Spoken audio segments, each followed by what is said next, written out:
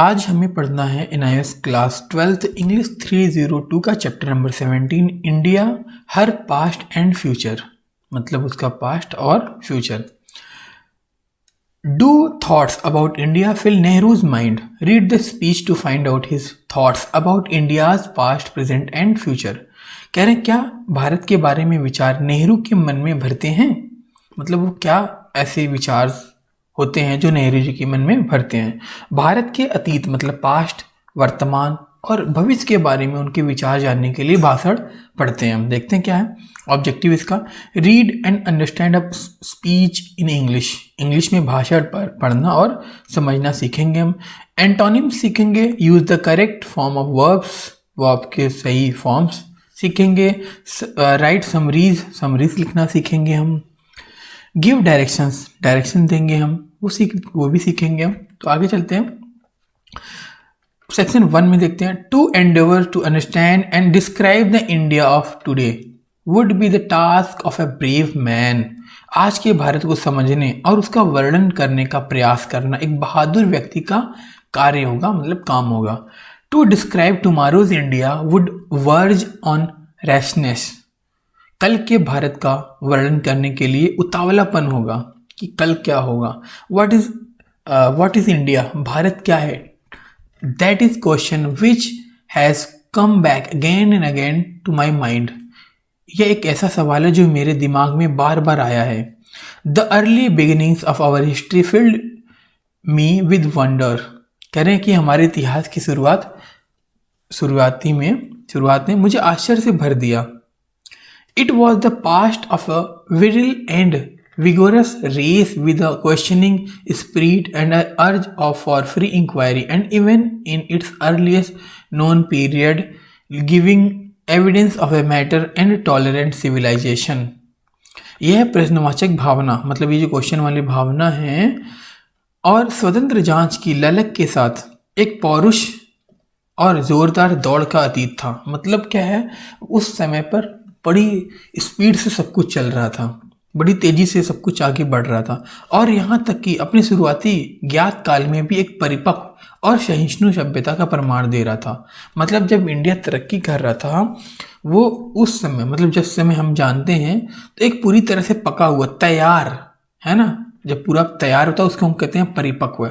सहिष्णु सभ्यता है ना, मतलब अल्टीमेट हम कह सकते हैं जो कि बहुत अच्छी सिविलाइजेशन होती है हमारी, उसका प्रमाण दे रहा है। मतलब हमारा जो इंडिया है वो बहुत अच्छा था, ऐसा प्रमाण हमने देखा। Accepting life and it's joys and burdens, it was ever searching for the ultimate and the universal. जीवन और उसके दुखों की और बोझों को स्वीकार करते हुए वह हमेशा परम सार्वभौमिक की तलाश में था।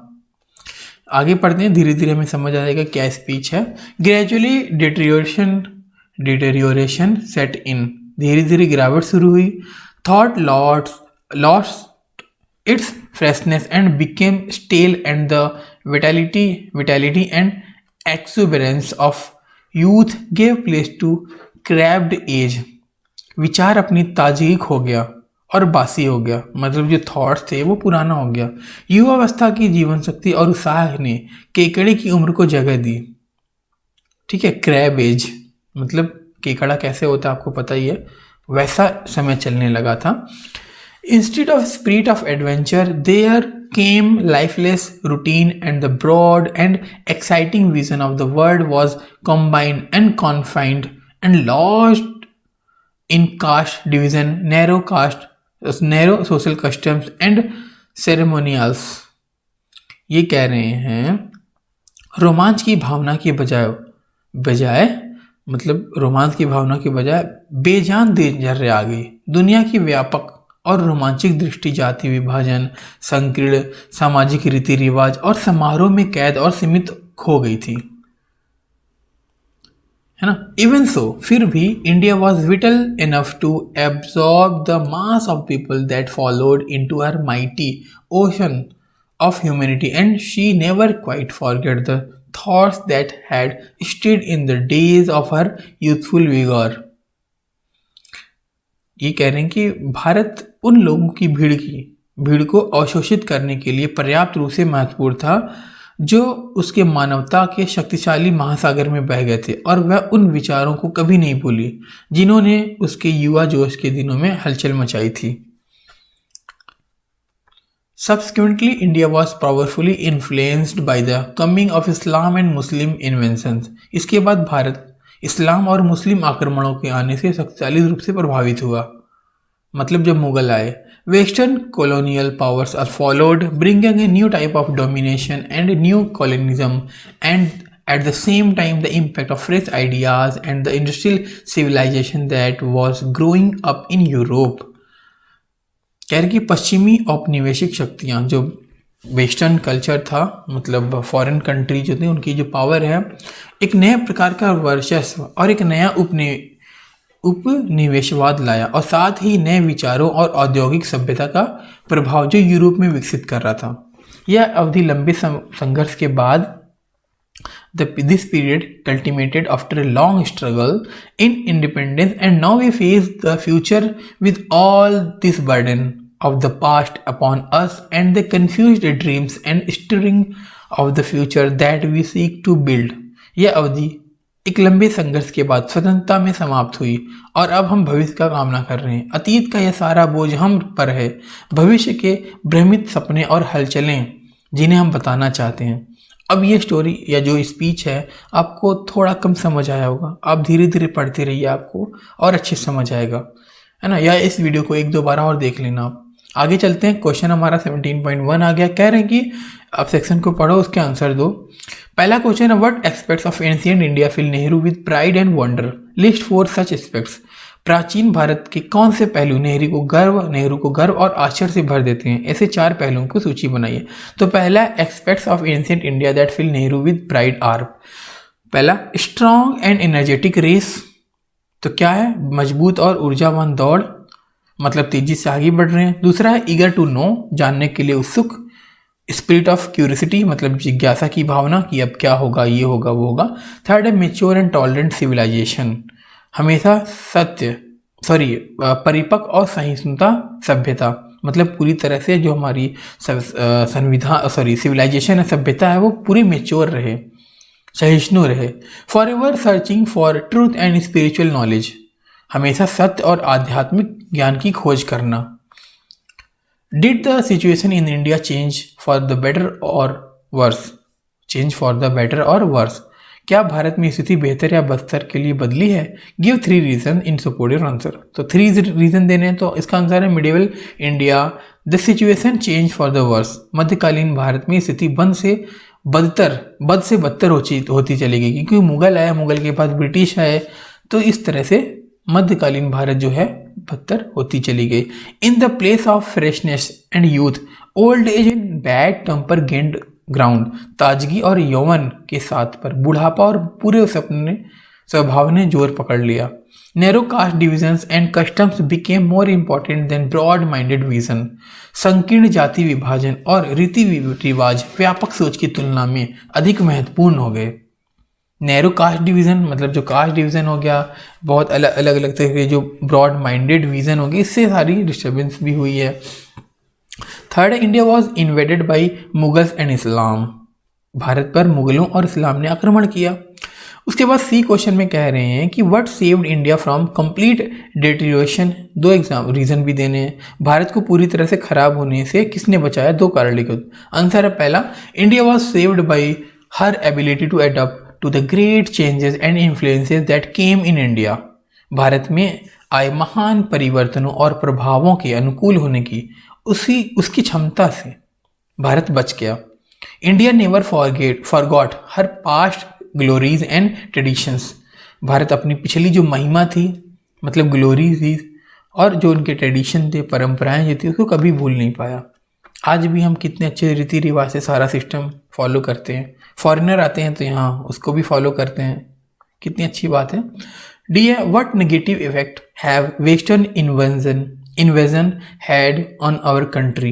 Did it have any positive effect too? If so, what? गैर पश्चिमी आक्रमण का हमारे देश पर क्या नकारात्मक प्रभाव पड़ा है? क्या इसका भी कोई सकारात्मक प्रभाव पड़ा? यदि ऐसा है तो क्या? इसका आंसर देखते हैं। Negative efforts of western in invasion Western invasion was exploitation of people and resources by foreigners. पश्चिमी आक्रमण के नकारात्मक प्रयास विदेशियों द्वारा लोगों और संसाधनों का शोषण। रिसोर्सेज जो हमारे यहाँ थे, जैसे हो गया आपका मसाले हो गए, कॉटन हो गए, इसका शोषण कर रहे थे ना वो। पॉजिटिव की बात कर लेते हैं। Positive effect was the impact of fresh European ideas and knowledge. Positive क्या है कि उनकी जो फ्रेश आइडियाज़ आते थे, उनकी नॉलेज थी, वो भी हमें मिली। ये पॉजिटिव अच्छी बात है। European broad industrial revolution early in our country. तो यूरोप के लोग जो थे कब्जा यहाँ पे, उन्होंने इंडस्ट्रियल रिवॉल्यूशन की हमारी कंट्री में, तभी तो इतनी ज़्यादा फैक्ट्रीज और ये सारी सिस्टम हो चुका है हमारे देश में। 7.2 सेक्शन 2 में देखते हैं। Today we are confused. आज हम कन्फ्यूज हैं। Should we follow the lead given by the west and forget our past. क्या हमें पश्चिम द्वारा दिए गए नेतृत्व का पालन करना चाहिए, मतलब वेस्टर्न कल्चर जो हमने किया उसको पालन करना चाहिए, या और अपने अतीत को भूल जाना चाहिए। मतलब हम फॉरेनर्स का जो कल्चर है वो अपनाएं और इंडिया का भूल जाएं। Or should we try to revive the past glory of India, या जो हमारा पास्ट था, है ना, उसको क्या करें, पुनर्जीवित करने का प्रयास करें, मतलब पहले जो हमारा सिस्टम था वो आ जाए। Gandhi showed us the right path says Nehru. Gandhi ji ने हमें सही रास्ता दिखाया, नेहरू जी कहते हैं। In the tumult and confusion of our time we stand facing both ways, forward to the future and backward to the past, being pulled in both directions. हमारे समय की हलचल और भ्रम मतलब कंफ्यूजन, हम दोनों दिशाओं में खींचे हुए हैं, भविष्य की ओर और पीछे की ओर, दोनों दिशाओं का सामना करते हुए खड़े होते हैं। How can we resolve this conflict and evolve a structure for living with which fulfils our material needs and at the same time sustains our mind and spirit। हम इस संघर्ष को कैसे सुलझा सकते हैं और जीने के लिए एक ऐसी संरचना विकसित कर सकते हैं जो हमारी भौतिक जरूरतों को पूरा करे और साथ ही साथ हमारे मन और आत्मा को बनाए रखे। What new ideals or old ideals varied and adapted to the new world and we place before our people, and how can we galvanize the people into wakefulness and actions। हम अपने लोगों के सामने कौन से नए आदर्श या पुराने आदर्श विविध और नई दुनिया के अनुकूल हो सकते हैं और हम लोगों की जागृति और कार्रवाई के लिए कैसे प्रेरित कर सकते हैं, मतलब लोगों को कैसे समझा सकते हैं, खुद प्रेरित हो सकते हैं। Change is essential but continuity is always necessary. कह रहे हैं बदलाव जरूरी है लेकिन निरंतरता लगातार भी ज़रूरी है कि वो हम ऐसे करते रहें, लगातार अपने आप को अपडेट करते रहें। The future has to be built on the foundations laid in the past and in the present. अतीत मतलब पास्ट और वर्तमान में रखी नींव पर भविष्य का निर्माण करना होता है, मतलब पास्ट और प्रेजेंट देखकर ही तो हम फ्यूचर बनाते हैं, वो बात यहाँ पर कह रहे हैं। To deny the past and break with it completely is to uproot our self and sapless dry up. अतीत को नकारना मतलब जो पास्ट है उसको नकारना और उसे पूरी तरह से तोड़ना, अपने आप को जड़ से उखाड़ना, सुखाना है, मतलब खत्म करना है। To deny the past and break with it completely is to uproot our self and sapless dry up. ठीक है, आगे पढ़ते हैं हम। It was the virtue of Gandhi ji to keep his feet firmly planted in the rich traditions of our race and our soul and at the same time to function on the revolutionary plane. हमारी जाति और हमारी धरती की समृद्ध परंपराओं में अपने पैरों को मजबूती से रखना और साथ ही क्रांतिकारी विमान पर कार्य करना गांधी जी का गुण था। मतलब हमारी जो परंपरा है, समृद्ध परंपरा, उसको मजबूती से चलाना, आगे बढ़ाना। अब all he laid stress on truth and peaceful means. सबसे बढ़कर उन्होंने सत्य और शांतिपूर्ण साधनों पर बल दिया, तभी तो कहते हैं ना अहिंसा के पुजारी थे गांधी जी। आगे चलते हैं। Thus he build on old foundations and at the same time oriented the structure towards the future. इस प्रकार उन्होंने पुरानी नींव पर निर्माण किया और साथ ही संरचना को भविष्य की ओर उन्मुख किया, मतलब पुराना भी हमारा रहे और हम अपने आप को अपडेट भी करते रहें। Living is a continual adjustment to changing conditions बदलती परिस्थितियों के लिए जीना एक निरंतर समायोजन है। एडजस्टमेंट हमारे लिए बहुत ज़रूरी है। जैसे जैसे हम आगे बढ़ रहे हैं, एडजस्ट करना बहुत ज़रूरी है हमारे लिए। अगर हम एडजस्ट नहीं कर पाते तो सारा सिस्टम हमारा ख़राब हो जाएगा। The rapidity of technological change in the last half century has made the necessity of social change greater than ever and there is a continual maladjustment. ये कह रहे हैं पिछली आधी सदी से तकनीकी परिवर्तन की तीव्रता ने सामाजिक परिवर्तन की आवश्यकता को पहले से कहीं अधिक बढ़ा दिया है और लगातार कुम संयोजन, जैसे आज कुमयोजन हो रहा है। अब यहाँ पर इसका मतलब क्या है? जैसे आज देखो पहले फ़ोन नहीं था, तब क्या सिस्टम था, आज देखो कैसे कैसे फ़ोन आ गए, है ना। आप फ़ोन में ये पढ़ रहे हो, लैपटॉप में सुन रहे हो, तो टेक्नोलॉजी बदल रही है तो सारा सिस्टम भी तो कितना बदल गया ना। ये कहने का मतलब है यहाँ पर the advance of science and technology makes it definitely possible to solve most of economic problems of the world and in particular to provide the primary necessities of life to everyone all over the world। ये कह रहे हैं विज्ञान और औद्योगिकी की प्रगति ने दुनिया की अधिकांश आर्थिक समस्याओं को हल करना और विशेष रूप से दुनिया भर में सभी को जीवन की प्राथमिक आवश्यकताएं प्रदान करना निश्चित रूप से संभव बना दिया है। The method adopted will have to depend upon the background and the cultural development of a country or a community। अपनाए गए तरीकों को किसी देश या समुदाय की पृष्ठभूमि और सांस्कृतिक विकास पर निर्भर करना होगा। मतलब जो भी अपनाए हैं हमने तरीके, वो समुदाय की पृष्ठभूमि जो है या जो भी संस्कृति विकास है हमारा, उस पर निर्भर करना होगा। इंटेक्स क्वेश्चन 17.2 पहला क्वेश्चन है, आपको ट्रू फॉल्स बताना है। तो पहला है इसका part, Nehru is making this speech in a period of stability many years after India won her independence. Nehru ये भाषण भारत को स्वतंत्रता मिलने के कई वर्षों बाद स्थिरता की अवधि में दे रहे हैं, तो ये फॉल्स है।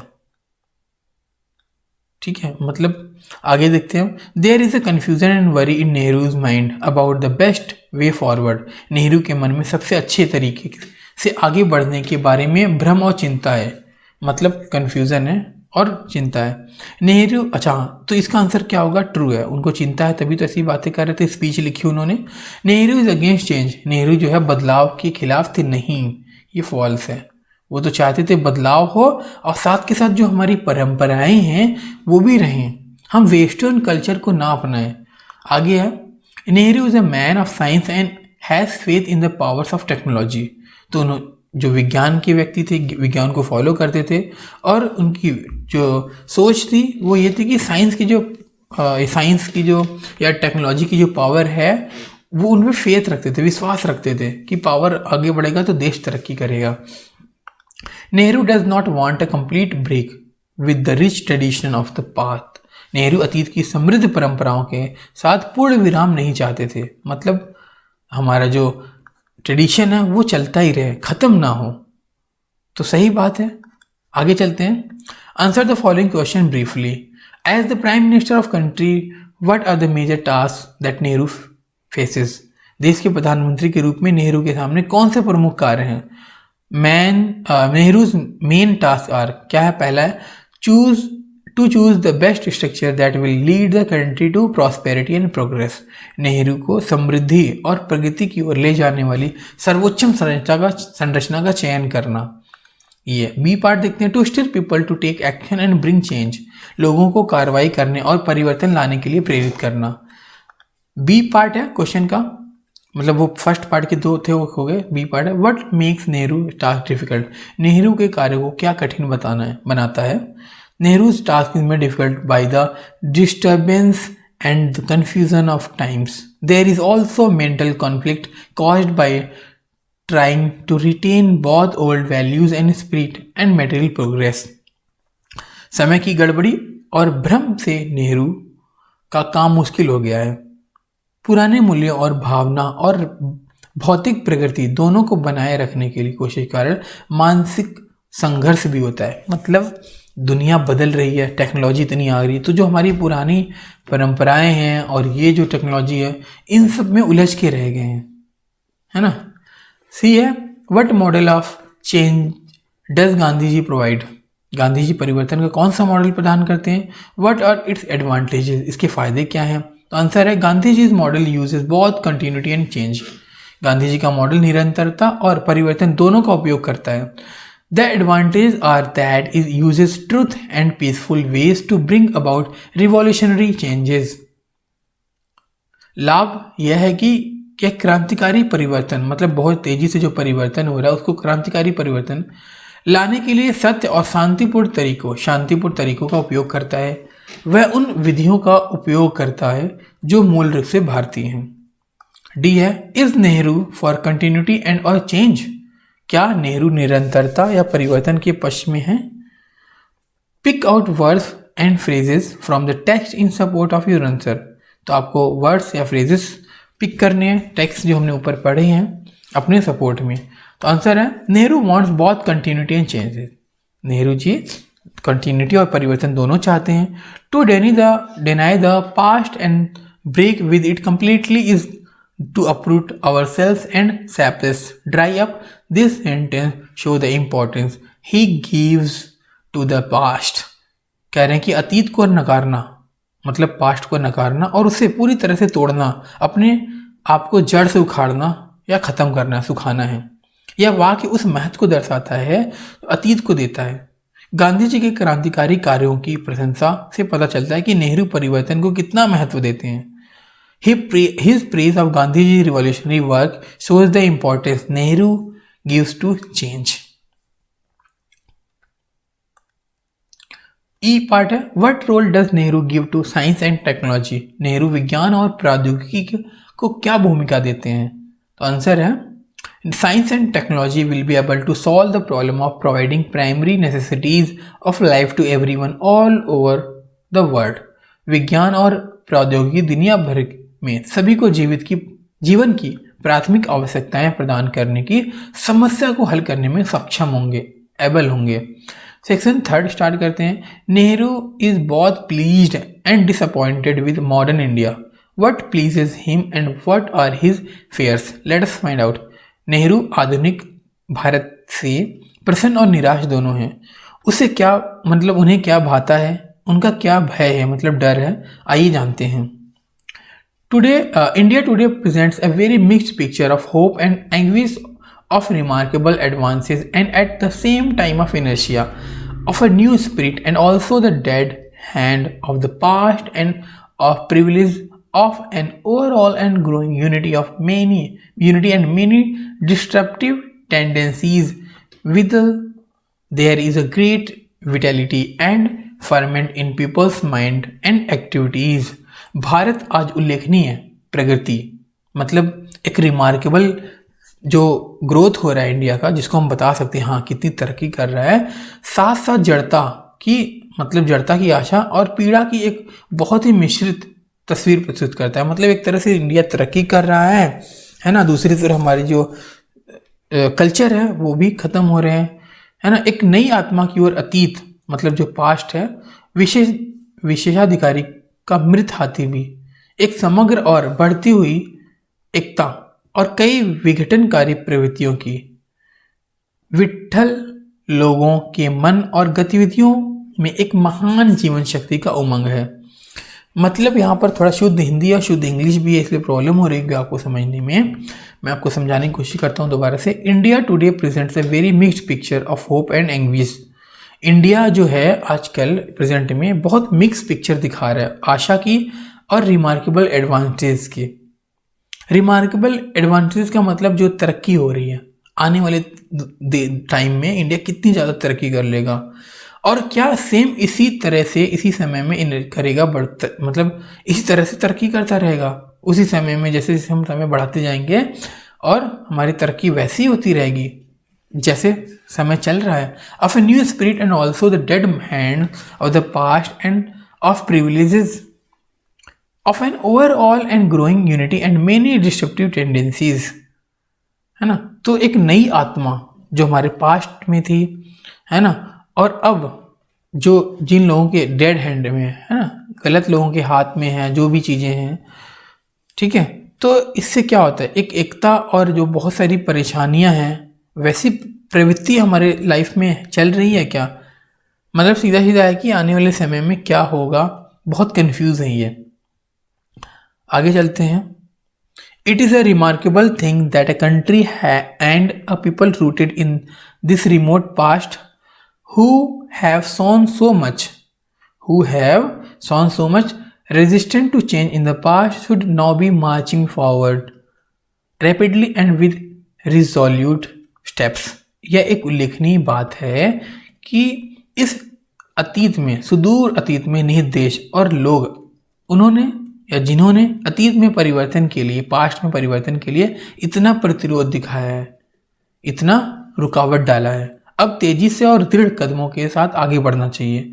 मतलब जैसे मुगल आए, उसके बाद ब्रिटिश आए, इंडिया की तरक्की को रोक दिया, प्रतिरोध किया। अब हमें, जब हम आज़ाद हो गए हैं, तब हमें तेजी से आगे बढ़ना चाहिए।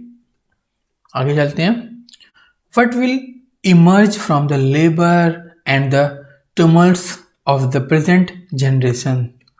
वर्तमान पीढ़ी के श्रम, लेबर और कोलाहल से क्या निकलेगा? I cannot say what tomorrow's India will be like. I can only express my hope and wishes. मैं नहीं कह सकता कि कल का भारत कैसा होगा, मैं केवल अपनी आशा और इच्छाएं व्यक्त कर सकता हूँ। I want India to advance on the material plane, to fulfill her 5-year plans to raise the standard of living of her vast। मैं चाहता हूँ कि भारत भौतिक स्तर पर फिजिकली आगे बढ़े, अपने विशाल जीवन स्तर को ऊपर उठाने के लिए, अपनी पंचवर्षीय योजनाओं को पूरा करने के लिए। पॉपुलेशन मतलब जनसंख्या। I want the narrow conflicts of today in the name of religion और कास्ट, लैंग्वेज और प्रोविंस टू क्रीज and a classless and casteless society to be built up where every individual has full opportunity to grow according to his worth and ability। ये कह रहे हैं कि मैं चाहता हूं कि धर्म या जाति, भाषा या प्रांत के नाम पर आज के संकीर्ण संघर्ष समाप्त हो। मतलब ये जो कहते हैं ना कि ये यहाँ का है, वहाँ का है, ये सारी जो संघर्ष है ना, स्ट्रगल, ये सब खत्म हो जाना चाहिए और एक वर्गहीन और जाति विहीन समाज का निर्माण हो। मतलब सब बराबर, जहाँ प्रत्येक व्यक्ति को अपनी योग्यता और क्षमता के अनुसार आगे बढ़ने का पूरा अवसर मिले। In particular, I hope that the curse of caste will be ended, for there is neither democracy nor socialism on the basis of caste। विशेष रूप से मुझे आशा है कि जाति के अभिशाप को समाप्त कर दिया जाए, ये कास्ट सिस्टम को ख़त्म कर दिया जाए, क्योंकि जाति के आधार पर न तो लोकतंत्र, डेमोक्रेसी और न ही समाजवाद है, society. A speech by Pandit Jawaharlal Nehru. आगे करते हैं इसका क्वेश्चन थर्ड का। The table below present the two opposing trends that coexist in modern India. Reread the section, fill in the blank spaces in the table. कह रहे हैं कि जो टेबल दिया है वहाँ पर डिफरेंसेस दिए हैं, है ना, तो आपको टेबल को भरना है। एक पॉजिटिव दे रखा है, एक नेगेटिव दे रखा है। पॉजिटिव में होप है, दूसरे नेगेटिव में कुछ भी नहीं है, ब्लैंक है। इस तरह से आपको फुलफिल करना है। तो देखो, नेगेटिव और पॉजिटिव दोनों का आंसर यहाँ पर लिखा है। होप का क्या हो जाएगा? नेगेटिव में एंग्विश, ठीक है। सेकंड है पॉजिटिव वाले में क्या है? रिमार्केबल एडवांसेस, जिसका नेगेटिव ट्रेंड होता है इनर्शिया। फिर थर्ड पॉजिटिव में क्या है हमारा? थर्ड है अडॉप्ट ए न्यू स्पिरिट, जिसका नेगेटिव होता है practice old rituals and narrow customs. जो हमारे पुराने सिस्टम्स हैं उसको हमें यूज़ में लाना चाहिए, मतलब उसको फॉलो करना चाहिए। चौथा है ग्रोइंग यूनिटी पॉजिटिव में। तो नेगेटिव में क्या हो जाएगा हमारा चौथे का?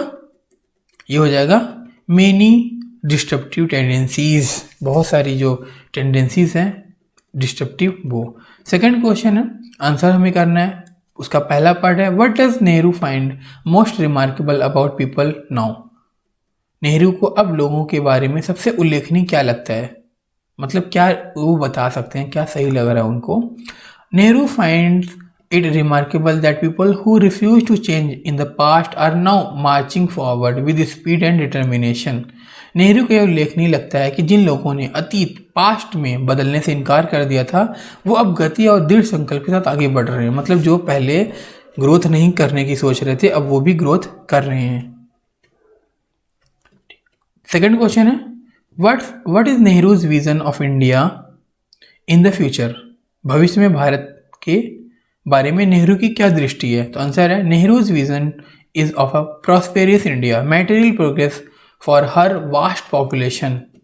नेहरू की दृष्टि एक समृद्ध भारत की है, उनकी विशाल आबादी के लिए भौतिक प्रगति, मतलब फिजिकली हम क्या करें, ग्रो करें, क्योंकि आबादी इतनी है। He also hope that conflicts that take place in the name of religion, caste और रीजन शुड स्टॉप। मतलब ये जो बातें कर रहे हैं हम यहाँ पर, उम्मीद करते हैं कि धर्म, जातीय और क्षेत्र के नाम पर होने वाले संघर्ष को बंद कर देना चाहिए। He wants India to be vibrant. वे चाहते हैं कि भारत जो है जीवंत हो, हमेशा फलता फूलता रहे। It's democracy on A socialism pattern. He wants a classless and casteless society. इस लोकतंत्र सामाजिक पैटर्न पर हो, जो भी हमारा सिस्टम हो इंडिया का, वर्गहीन और जातिहीन समाज हो, है ना। चलो, choose the word from the list below to describe the mood of Nehru speech. भाषा के मिजाज का वर्णन करने के लिए नीचे की सूची को सुनना है। अब यहाँ पर लाइट है, हार्टेड है ना, thoughtful, sad, optimistic, angry, unconcern, balanced. तो इसका आंसर क्या है? थॉटफुल, ऑप्टिमिस्टिक एंड बैलेंस, मतलब विचारशील, आशावादी और संतुलित। चौथा क्वेश्चन है, what can you tell about the times in which Nehru made this speech. आप उस समय के बारे में क्या जानते हैं जिसमें नेहरू ने यह भाषण दिया था? आंसर है, there were times of confusion and conflict among Indians on the basis of caste, religion and region. Fifth question है, what do we learn about Nehru ji from this speech. इस भाषण से हमें नेहरू के बारे में हम क्या सीखते हैं? आंसर है, Nehru has a deep knowledge of Indian history. ठीक है, वह चिंतित प्रतीत होता है उनके लिए, मतलब नेहरू को भारतीय इतिहास का गहरा ज्ञान है। He appears to be concern and does not speak in a language of hatred और एंगर। वह चिंतित प्रतीत होते हैं और घृणा का या क्रोध का भाषा में नहीं बोलना, मतलब प्यार से पोलाइटली बोलना चाहिए। He is man of science and has stop faith in science and technology. विज्ञान की व्यक्तियाँ और विज्ञान और प्रौद्योगिकी, टेक्नोलॉजी से उनका गहरा नाता है, विश्वास है उनको। Describe in about 5 sentences Nehru vision of future. 5 sentences बताने हैं उनके बारे में जो उनकी विजन है, तो आप वहाँ से देखकर लिख सकते हो। यहाँ पर अपोजिट वर्ड्स एंटोनिम्स बताने हैं, ठीक है, जो कि आपको पैसेज में दिया हुआ है, इस तरह से बताने हैं। तो यहाँ पर एक क्वेश्चन है हम पर एम्पावरमेंट का मतलब डिटर्मिनेशन, यहाँ पर हिंदी इंग्लिश दोनों लिख रखी है मैंने। वीडियो को पॉज करके पढ़ लें, हम आगे चलते हैं। एक्सरसाइज 2 में कह रहे हैं कि in the following list there are words and their antonyms in jumble order. अब यहाँ पर जंबल ऑर्डर में एंटोनिम दिया हुआ है, उसको हमें अरेंज करके लिखना है। जैसे परस्यूएड है, तो परस्यूएड का जो एंटोनिम्स होगा वो को ढूंढना होगा, इसमें कौन कौन से हैं, तो मैंने यहाँ पर ढूंढ कर लिखा हुआ है। परस्यूएड की हिंदी भी आनी चाहिए आपको, जिसका मतलब होता है राजी करना, ठीक है। डिसयूड, एग्री, डिसएग्री, मना करना, है ना, सहमत, असहमत होना। तो यहाँ पर मैंने चूज़ करके उसको अरेंज करके लिख दिया है और उसकी हिंदी भी लिख रखी है। वीडियो को पॉज करके पढ़ लें, फिर आगे आ जाएं। एक्सरसाइज 3 में कह रहे हैं कि use word from the above to fill in the blanks, make necessary changes in the form of the word to make your sentences grammatically correct. तो यहाँ पर शब्द का प्रयोग किया गया है, व्याकरण की दृष्टि से जो गलत है उसको सही करके लिखना है। तो यहाँ पर even 100 criminals can be by praise only hardens them further। कठोर अपराधी भी प्रशंसा से हो सकते हैं, केवल उन्हें सख्त करता है। तो यहाँ पर क्या है, सॉफ्ट एंड आ जाएगा, मतलब नरम, और प्रेज के बाद क्या आ गया, criticism only hardens them further. Second question है, meeting began on a bright and happy note, unfortunately as the, फिर उसके बाद increase the mood, became and angry. बैठक एक उज्जवल और खुशहाल नोट पर चर्चा शुरू हुई। दुर्भाग्य से जैसे क्या बढ़ेगा यहाँ पर, तो डिसएग्रीमेंट बढ़ेगा यहाँ पर, तो डिसएग्रीमेंट हो गया। और मूड क्या हो जाएगा, डार्क होते क्रोधित हो जाएगा, तो यहाँ पर डार हो गया। इस थर्ड में है हमारा, थर्ड पढ़ लो यहाँ पर आप, फोर्थ पढ़ लो, हिंदी लिख रखी है मैंने और इसका आंसर भी है और हिंदी भी है। यहाँ पर पॉज कर लें, फिर आगे चलते हैं हम। ग्रामर है, put the verb in the correct form, present continuous tense और सिंपल प्रेजेंट टेंस। अब आपको प्रेजेंट कंटिन्यूअस टेंस का जो हेल्पिंग वर्ब है वो आना चाहिए और सिंपल प्रेजेंट टेंस का जो हेल्पिंग वर्ब है वो आना चाहिए। तो प्रेजेंट कंटिन्यूअस टेंस के बारे में पहले हम पढ़ते हैं। प्रेजेंट कंटिन्यूअस टेंस, इसका जो हेल्पिंग वर्ब यूज होता है वो है आपका is, am, are. Is subject की बात करें तो सिंगुलर के साथ यूज होता है, एम आई के साथ होता है जैसे आई एम, और आर होता है हमारा प्लूरल के साथ। ठीक है। अच्छा, उसके बाद अगर हम बात करें सिंपल प्रेजेंट टेंस, तो सिंपल प्रेजेंट टेंस की अगर हम बात करें तो इसमें जो हेल्पिंग वर्ब यूज होता है, अफर्मेटिव में तो कोई हेल्पिंग वर्ब यूज नहीं होता। ठीक है। अगर हम बात करें नेगेटिव या इंट्रोगेटिव को तो उसमें यूज होगा do and does. Do use होता है प्लूरल के साथ और डज यूज होता है सिंगुलर के साथ, और वर्ब का फर्स्ट फॉर्म लगेगा। ठीक है। और कंटिन्यूअस में वर्ब का कौन सा फॉर्म लगता है, वर्ब का आईएनजी फॉर्म लगता है। जैसे गो में क्या हो जाएगा, आईएनजी, गोइंग। अब देखो, river Ganga flow into the Bay of Bengal. Ganga क्या करती है, बहती है, प्रवाह करती है ना। तो यहाँ पर सेंस कैसा निकल रहा है, ता है आता है। तो ता है वाला जो लास्ट वर्ड होता है वो हमारा प्रेजेंट सिंपल टेंस का होता है। और प्रेजेंट सिंपल टेंस में अगर अफर्मेटिव है और जो हमारा सब्जेक्ट है वो सिंगुलर है तो वर्ब में हम एस या ई एस लगाते हैं। ठीक है। और हेल्पिंग वर्ब कुछ भी यूज नहीं होना है। कब, जब अफर्मेटिव है। तो यहाँ पर अफर्मेटिव है ना, तो क्या हो जाएगा, फ्लो का हो जाएगा फ्लोज। नेक्स्ट आपका please turn the tap of, जो नल है उसे बंद कर दें। Water flow down the drain. अब पानी क्या होता है, ड्रेन में बह रहा है यहाँ पर, तो कंटिन्यूस। और वाटर क्या है हमारा, नाउन है, तो क्या हो जाएगा इज, और इज सिंगुलर है तो क्या हो जाएगा फ्लो में आईएनजी, फ्लोइंग। तो water is flowing down the drain. Third है the train is never late. Train कभी लेट नहीं होती है। It always leave on the time. अब यहाँ पर लीव में कौन सा फॉर्म यूज होगा ये बताना आपको। तो ऑलवेज हमेशा क्या होती है, समय पर छूटती है ना। तो क्या हो जाएगा, एस लग जाएगा यहाँ पर, तो हो जाएगा leaves. There has been an accident, मतलब एक दुर्घटना हुई। The train late today. अब यहाँ पर रन की जगह क्या आएगा, तो ट्रेन लेट चल रही थी ना, है ना, चल रही है मतलब, क्योंकि प्रेजेंट की बात करें तो है आएगा। तो यहाँ पर आ जाएगा आपका इज, और रन में आईएनजी, रनिंग, इज रनिंग आ जाएगा। There has been an accident हो गया। फिफ्थ क्वेश्चन है कैन यू ड्राइव, क्या आप गाड़ी चला सकते हैं। आई लर्न, मतलब मैं सीखता हूं। अब यहाँ पर लर्न में क्या आएगा, सीखता हूं या सीख रहा हूं, ऐसी बातें निकल रही। अब यहाँ पर आप देखो दोनों यूज कर सकते हो। अगर आपका सेंस है प्रेजेंट सिंपल का कि मैं सीखता हूं तो आई लर्न कर दोगे। अगर आप कहोगे कि मैं सीख रहा हूं तो क्या हो जाएगा, आई एम लर्निंग। ठीक है, तो आई एम लर्निंग हो जाएगा। My father teach me. अब यहाँ पर आपको सेंस पता चल गया कि ये कंटिन्यूअस है, क्योंकि इसके पापा सिखा रहे हैं तभी तो वो सीख रहा है। तो my father is teaching me. अब फादर क्या, जब भी रिलेशन आ जाए तो रिलेशन को हम क्या मानते हैं, सिंगुलर। ठीक है, तो रिलेशन में सिंगुलर आ जाएगा। सिंगुलर के साथ क्या लग जाएगा, इज, और टीच में क्या आ जाएगा, टीचिंग।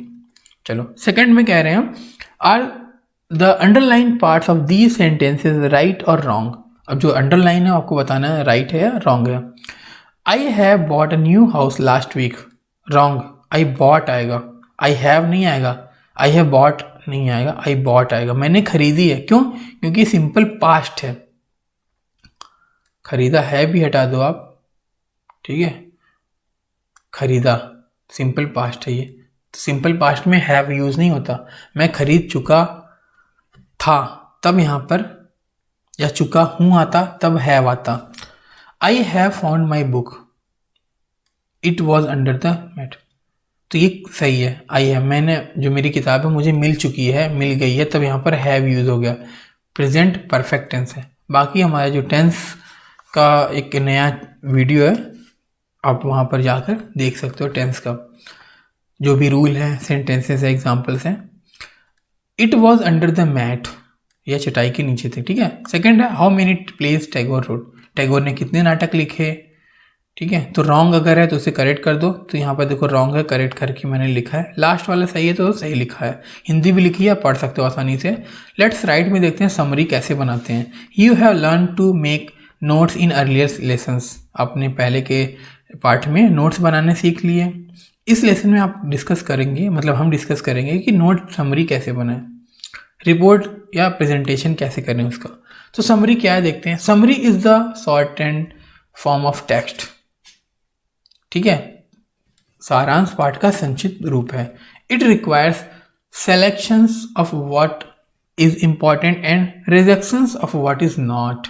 इसमें क्या महत्वपूर्ण है, जो नहीं है उसे अस्वीकार करके या करने के चयन की आवश्यकता है। For making a summary it is essential to make notes. सारांश बनाने के लिए नोट्स बनाना आवश्यक है। You can make notes on a paper और इन योर माइंड। पेपर बना सकते हो, अपने दिमाग में बना सकते हो। थस इस तरह से note making is the first stage of making a summary. किसी कागज पर या अपने दिमाग पर बना सकते हैं। इस प्रकार नोट बनाना, सारांश बनाना का पहला चरण है। But once the summary is made, लेकिन एक बार अगर समरी बन जाएगी, नोट्स आर इररिलेवेंट। तो नोट्स जो है काम के नहीं रहेंगे, मतलब मजेदार नहीं रहेंगे। They could be put aside और discarded as rough work for summary. तो एक तरह से रफ वर्क समझ लोगे समरी की। In a summary the important points are presented in a logical order in the form of paragraph और paragraphs. ये कह रहे हैं कि सारांश के लिए उन्हें एक तरफ रखा जा सकता है या किसी न किसी काम के रूप में त्याग दिया जा सकता है।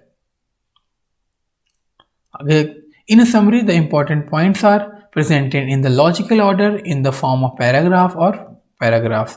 संक्षेप में महत्वपूर्ण बिंदुओं को एक अनुच्छेद या बहुत सारे अनुच्छेद में तार्किक क्रम में, मतलब लॉजिक, जो भी लॉजिक है उस वे में आप प्रस्तुत कर सकते हैं, दिखा सकते हैं।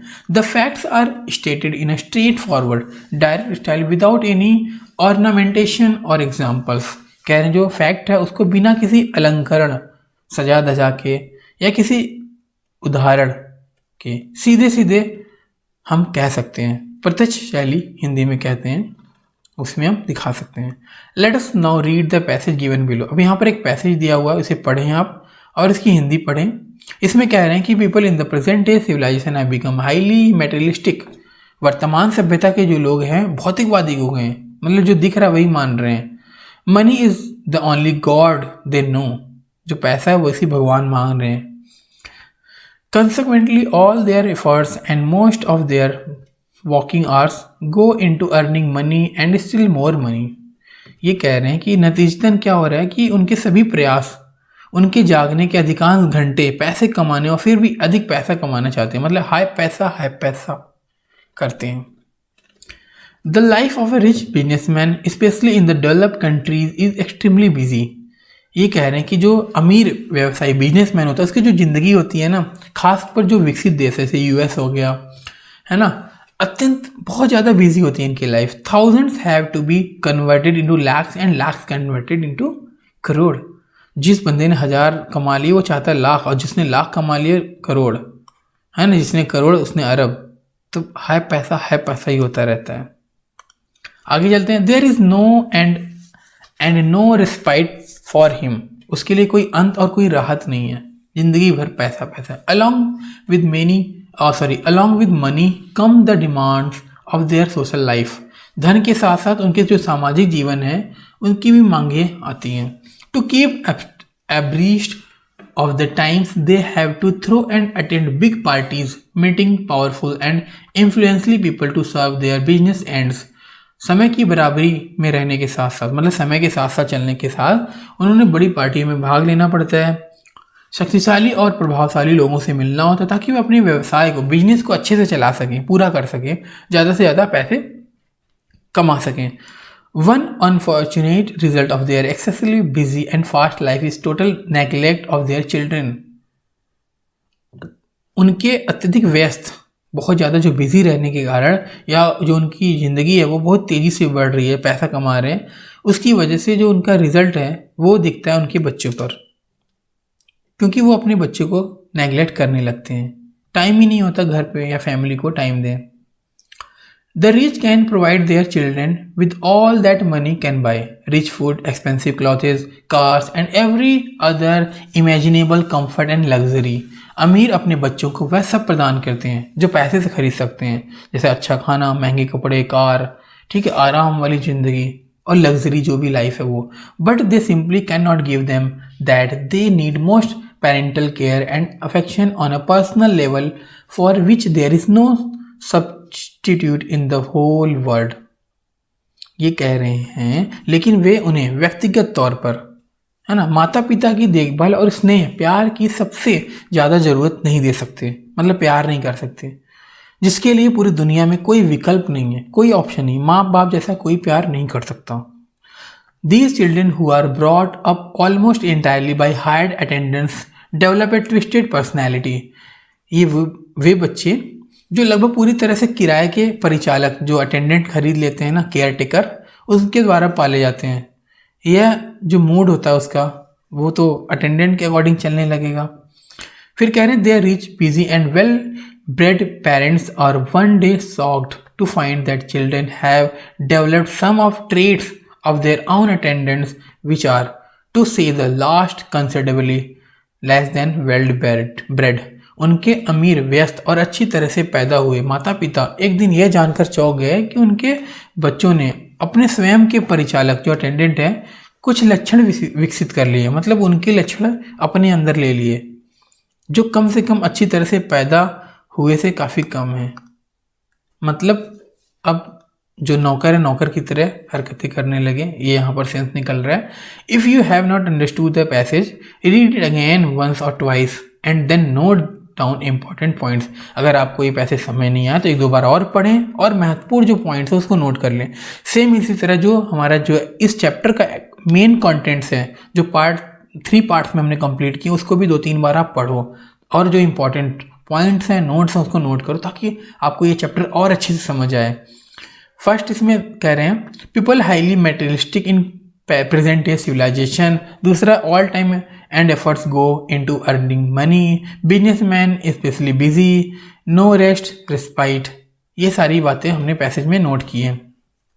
Fourth, demands of special life, ठीक है, giving attendant parties, meeting influentially people. Fifth में रिजल्ट क्या है, neglect of their children, luxury provide but parental love care not given. पैसा लग्जरी तो दे दिया लेकिन पेरेंटल लव आपने नहीं दिया. Children brought up by hired attendance, मतलब जो आपने किराए के अटेंडेंस लिए हैं वो बच्चे को पाल रहे हैं. डेवलपिंग देयर ट्रेड्स, अटेंडेंट मतलब जो नौकर हैं उनके लक्षण अपने अंदर डेवलप कर रहे हैं बच्चे. डेवलप ए ट्विस्टेड पर्सनैलिटी, है ना, ट्विस्टेड पर्सनैलिटी डेवलप कर रहे हैं, दोनों मिला जुला. We can now develop those points into summary. अब इस पॉइंट्स को हम एक समरी में कन्वर्ट कर सकते हैं, जो कि यहाँ पर समरी लिखी हुई है. ठीक है, एक बार वीडियो को पॉज करके समरी पढ़ लें. ठीक है, हम एक्सरसाइज करते हैं. Read the passage given below, identify the main ideas and make a summary, give it a suitable title also. तो कह रहे हैं कि जो ध्यान से उसको पढ़ें, विचारों को पहचानें और सारांश बनाएं और एक शीर्षक भी देना है आपको. तो यहाँ पर आंसर लिख रखा है मैंने. ठीक है, वीडियो को पॉज करके आप इसे पढ़ें. हिंदी इंग्लिश दोनों लिख रखा है मैंने, आसानी से समझ आ जाएगा. ठीक है, मिलेंगे फिर नेक्स्ट चैप्टर में.